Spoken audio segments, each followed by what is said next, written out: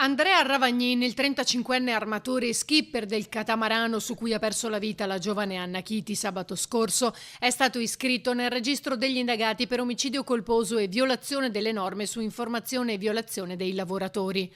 Lo rendono noto i suoi legali, gli avvocati Augusto Palese e Davide Vianello Viganò.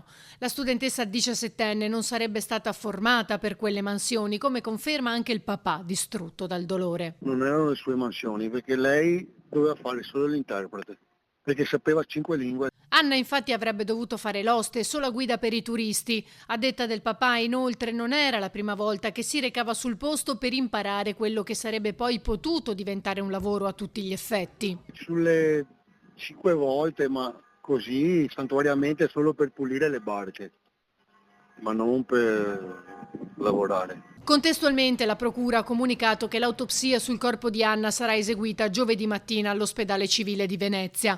Ma mentre le indagini proseguono, resta una famiglia che ancora non si capacita di come sia potuta accadere una simile tragedia. Distrutto.